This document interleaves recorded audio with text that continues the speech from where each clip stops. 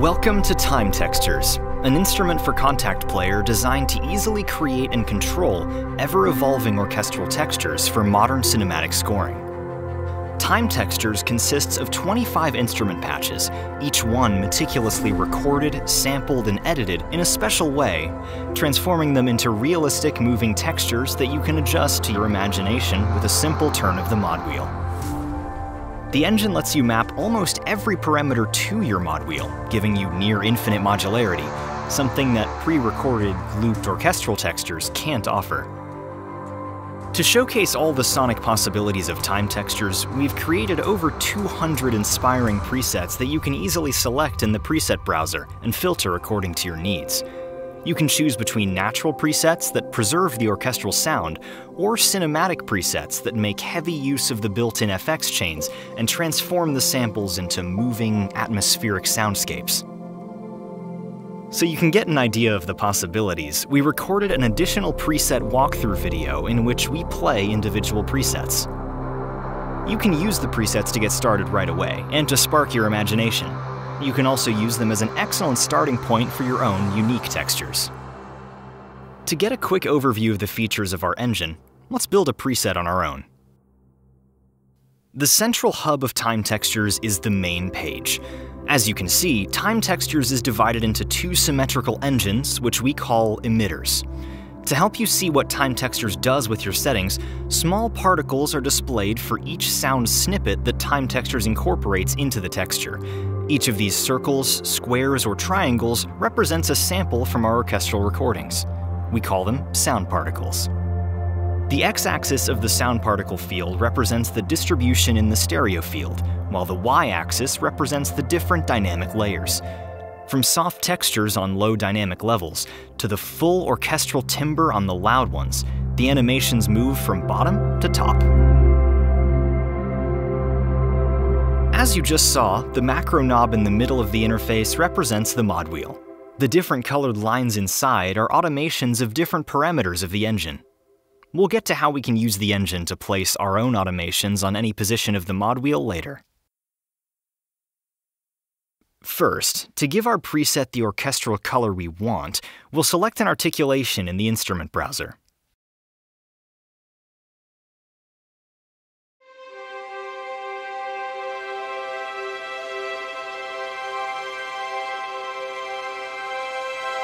To edit the main characteristics of our texture and introduce more movement into it, we'll switch from the home page to the control page of this emitter, where we can find the four main control sliders.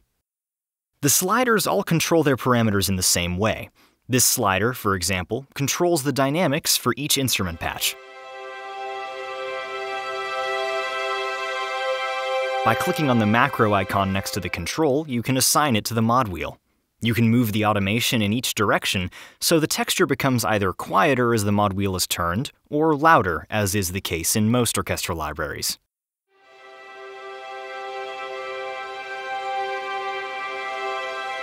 We've just assigned a parameter to the mod wheel. This procedure is exactly the same for all other parameters. Time Textures lets you automate almost every control. Now, to make the sound even more organic, we'll use the movement slider below it. Each instrument patch has predefined instrument-specific articulations that can be added to the texture with the movement slider. In the case of the violin's soltasto, there are first tremolo and finally various staccato sound particles. Of course, we've included several dynamic layers here as well.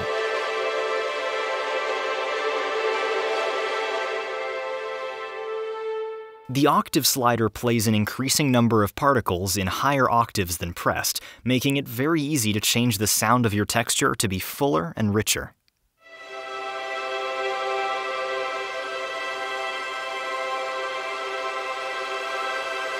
The speed slider below allows you to increase or decrease the time interval in which the sound particles are emitted. Faster emitted sound particles result in denser textures, while a longer time interval results in a more unstable and fragile sound.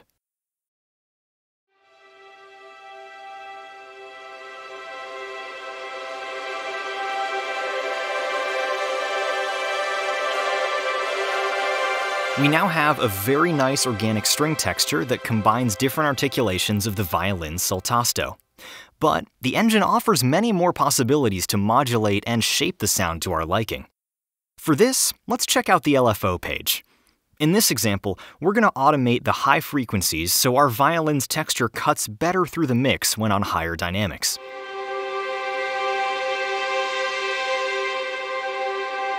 You may remember that earlier we said Time Textures lets you map automations to any position on the mod wheel.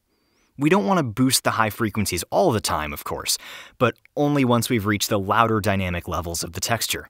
That is, when the mod wheel is at about 80%. You may have noticed the two handles flashing when we scaled the automation. They determine the range in which the mod wheel performs the automation. To change the position of the automation on the mod wheel, we simply drag the two handles to the range where we want to boost the high frequencies. That's it. Now the equalizer automation only happens in the upper range of the mod wheel.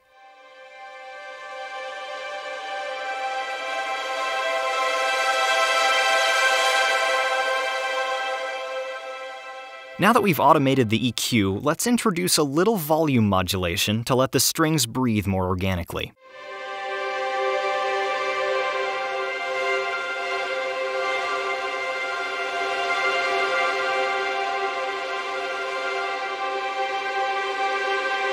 On the FX page, we can adjust the reverb mix and add different combinations of the 27 FX modules that the Time Textures FX rack has to offer. However, we're almost where we want our texture to be, so let's keep the current Send FX settings. We still want some more room without muddying the decay of our preset. For this, we can choose one of the 4 FX slots and start adding a delay module. Per default, this will load a tape delay with warm repeats, modulation, and a stereo widening ping-pong effect. We can automate this effect like all slots of the FX rack. As soon as we turn up the mod wheel, we want to hear more of this delay effect, so we assign the mix knob to the mod wheel.